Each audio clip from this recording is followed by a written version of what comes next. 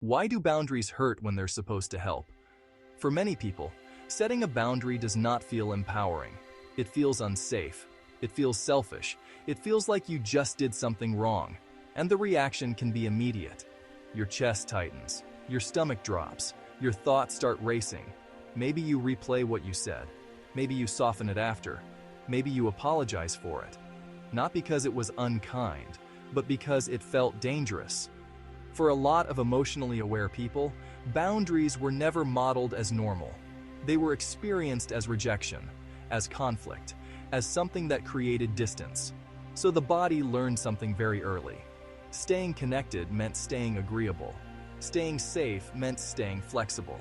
Staying loved meant staying low impact. Over time, that becomes automatic. You adapt quickly. You anticipate needs. You sense tension before it's spoken. You smooth things over before they escalate. You become very good at it. But here's the part we don't talk about.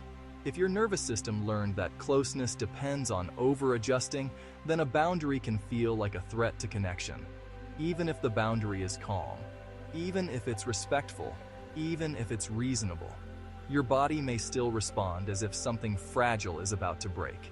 Because at some point, it probably did. Maybe you were called dramatic, too sensitive, difficult, unkind.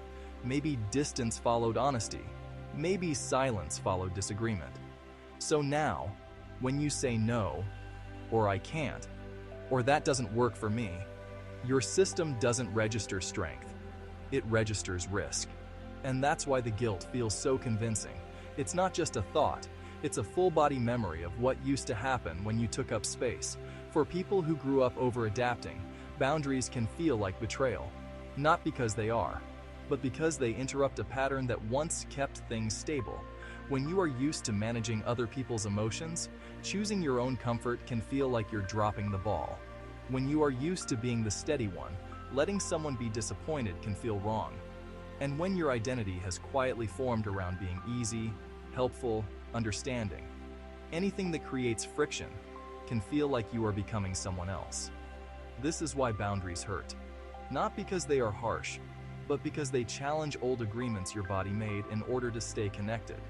And when those agreements are challenged, your system reacts. It reacts with guilt, with doubt, with overthinking. It tries to pull you back into what feels familiar. Familiar does not always mean healthy, but it does mean predictable, and predictable feels safe. If boundary guilt shows up in your body, answer body.